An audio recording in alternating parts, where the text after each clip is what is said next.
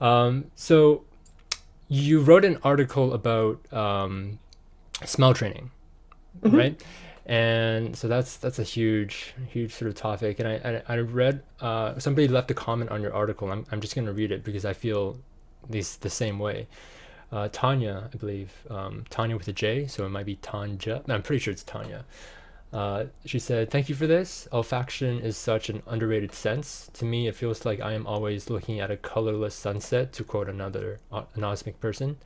I think I'd get more depressed than I am if I tried to persevere with smell training. It's on the list of future activities because it has been 6 years since I lost my sense of smell, so I'm not in any hurry." But yeah, like I sort of feel the same way. Because initially when I first heard about smell training, I sort of read a couple things about people doing it, and the conclusion was that they never got their sense of smell back, so it was sort of discouraging for me. And Yeah. yeah, I sort of felt the same way. Like if I sort of tried, I'm sort of like getting my hopes up, and if it doesn't work, Mhm. I'm sort of let down. So I'm sort of afraid to give it a go in the first place. But you still been going with that, or Um, yeah, so here and there, intermittently throughout the years, definitely have attempted to do smell training. Um, I think it's important to distinguish that it's probably not going to work for everyone. yeah, And I know that that's not the best news, yeah, but if we think about this like analogy wise, again, in terms of other things, it may not work for people who have congenital anosmia because, in order to perceive the smells, you have to have something in your brain that can perceive the smells. mm-hmm. Do you know what I mean? So, Yeah, depending on you're non-smoker. why and how you're anosmic, if you were born without those nerves, or if you were born without those genetics in your brain to allow you to perceive smells, unfortunately, now with the way that technology is, I don't think there's anything that's going to let you have that ability to perceive smells. Mm-hmm. So, smell training for some may just not work, Yeah, which is maybe an unpopular opinion, but I do think it's important to be honest yeah, about that because, to your point, like, are you going to dedicate a bunch of time and effort to doing something if there's no way you can benefit from it? I don't know. And yeah, so and I don't ever want to tell someone don't do this thing because that's not what I'm about. I yeah, think that if it could be helpful for you, then absolutely try it, but also be realistic about your own situation. right. So scientifically, in my own situation, because I have had complete anosmia for over a decade, I've spoken with a few different scientists who have told me that at this point it's highly unlikely that I'm going to regain my sense of smell. Hmm. Is there always a chance that I can? Absolutely, but I don't like focus on that anymore. Yeah, I've come to terms with the fact that I'm probably not going to be able to smell again. yeah. And I don't know if you want to call me negative for that or No, if I'm just realistic. You know what I yeah, mean? Like, I do try it every once in a while, focusing on it because there's always the chance that you can. yeah. But then at what point is that bad for your mental health, too? Mm-hmm. Yeah, To sort of. be like falsely trying to do something. Yeah, getting your hopes up, right, and just sort of yeah, like that's yeah.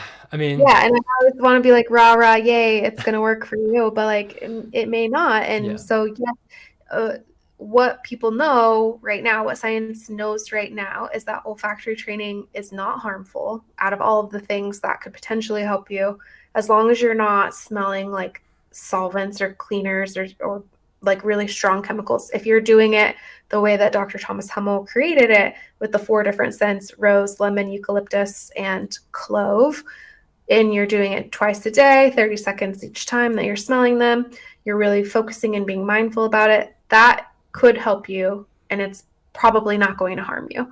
It's most effective for those who have recently lost their sense of smell. So mm-hmm. within about 6 months or so. Oh, okay. In my case, it's probably not going to help me overall.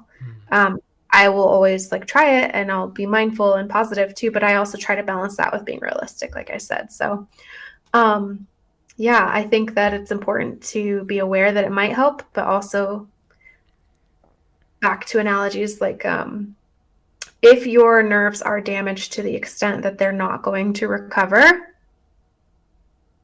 we wouldn't say to someone who lost their leg like work out your leg a little harder. Yeah, because it's not there. Yeah. Yeah, so I just balance the having hope. It's something that can help some people, but also being realistic depending on the type of anosmia that you have, that it may not work. Yeah. Yeah. Yeah, saying to somebody that lost their leg, oh, if you go to the gym, maybe you, yeah, it doesn't really make sense because you don't have that limb to work out, right? So yeah, I remember the ENT told me, I can only go off by memory, but I think she said something about the olfactory bulb. I think that's the Mm-hmm. word that she used. And there's sort of, I think it's sort of like, maybe it's like if it's over here or something, can't remember, but it's sort of like this concave thing where I don't know, I think it's like, I think she said that I'm not sure if it's bones or tendons or whatever, but it might be. She said that mine was slightly smaller than the average, and that Mm, might have, yeah, maybe, I don't know if it's like not giving the nerves enough room or if it's like constricting anything, or yeah, what that right. is, I don't know, but yeah, I mean, I mentioned before that my sister also was born and raised without a sense of smell, and um yeah, weirdly enough, around the time when I smelled the first time when I was 15, she was 16. She's a year and a half older than I am. That was the same age that she said she started to be able to smell, and now she's pretty much like everybody else. So like, That's I've always, fascinating. yeah, I've always been like super envious of her on that. Um, yeah, so like I wonder, when you were talking about how like if some people, like if you're congenital, maybe you just don't have that nerve, or maybe that nerve is just like very much like shrunken or something. Like, Hmm. and this is me being unusually optimistic because I'm not usually optimistic, but maybe if you like work out that nerve, maybe you're stimulating it, maybe I don't know, there might be hope there where you're exercising it. Maybe if it's not that you completely lack the nerve, maybe it's like just Hmm. shrunken or something, and maybe if you keep like Yeah, like poking at it or stimulating it, maybe exactly. yeah. So That's why I want to make sure that like the vibe, the message that I'm putting out there yeah, is that I think smell training is awesome. I think that it can be really effective for some people, yeah, and it depends on how and why you lost your sense of smell. yeah, So it doesn't hurt to try it yeah, and absolutely do so. But then if you have like a definitive answer that this thing isn't working because of like permanent damage or whatever it is, you know what I mean? Just yeah, balance the hope with the realism yeah, is what I'm saying, because I don't want people to get frustrated. And it can be really frustrating. Like trying to do smell training can be extremely frustrating, yeah, if it's not working, and it takes a lot of dedication yeah. and I resilience. Some yeah. people who have just lost their sense of smell, they might not have like the mental capacity or the emotional capacity to sit there and smell stuff. And it seems like, oh, just sit there and smell stuff. That's so easy. It's Yeah. not. Smell training can be really difficult. And the way I would describe it to people listening, which, most people listening is probably going to be people that can smell because that's just the population of Earth, right? But it's sort of like standing on the edge of a cliff and saying like, hey, if you jump hard enough, you might be able to fly. Telling somebody like, hey, just keep jumping.